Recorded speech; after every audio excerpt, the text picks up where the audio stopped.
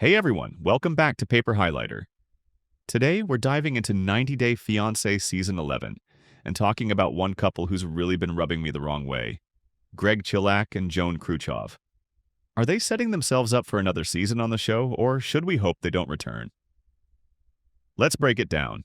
I'm not really feeling 90 Day Fiancé Season 11 couple Chillak and Joan Kruchov. Their behavior and attitudes are honestly rubbing me the wrong way. Despite that, I worry they might return to the franchise again. With the season already more than halfway done, Greg and Joan have been featured heavily as their wedding day draws near. Joan is originally from Kampala, Uganda, and met Greg, a native of Long Island, New York, while he was traveling there. Their initial connection sparked something, which grew stronger after they reconnected on social media. Greg, 35, works part-time as a baker, and admitted he never held down a steady job when he joined the show. Joan, 27, left her role as an NGO director to move to America for Greg.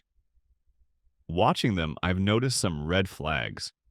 Greg is addicted to video games and even turned down a solid-state job opportunity, while Joan frequently issues unhealthy ultimatums. They don't seem to operate like a mature couple relying heavily on Greg's mother, Lucille, whose treatment by them has been particularly off-putting. Greg can't function without his mother. Greg still lives in his mother Lucille's house, and before Joan arrived, Lucille took care of everything for him, picking up after him, cleaning, and providing constant encouragement. Greg has been fully dependent on his mom's support. After Joan moved to America, she also started relying heavily on Lucille. While Greg dreams of buying his own home someday, both he and Joan seem completely unrealistic about how to get there. Joan wants them to move out within 6 months, but Greg knows he won't have the money by then. On top of that, Greg refuses to consider moving into an apartment, which is pretty frustrating. For now, Greg and Joan will continue leaning on Lucille as they try to figure out their next steps. Greg really can't function without his mom's help. Though it's nice they share a close bond, it feels like Joan and Greg are taking advantage of Lucille's generosity, showing little appreciation for everything she does for them. Joan keeps hurting. Lucille's feelings.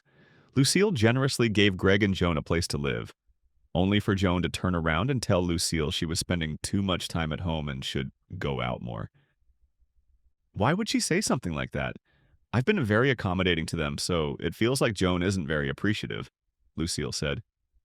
While Joan has done some chores around the house, unlike Greg, her comment to Lucille felt completely out of line.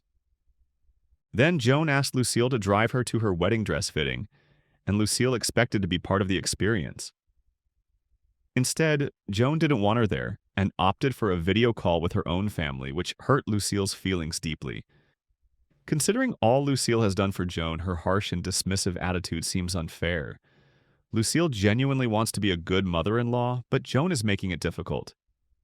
Meanwhile, Greg is doing nothing to help or improve the strained relationship between his mom and fiancé, which I find absolutely disappointing. Will Greg and Joan be on happily ever after? Greg and Joan from 90 Day Fiancé definitely bring a dramatic storyline, which often works in favor of couples returning to the franchise after their first season. However, I don't believe they're compelling enough to deserve a full follow-up on the happily ever after spin-off. If they were to come back, the self-filmed catch-up series 90 Day Diaries would be a more fitting platform for them. Though, honestly, I'd rather see them quietly fade into 90 Day Fiancé history.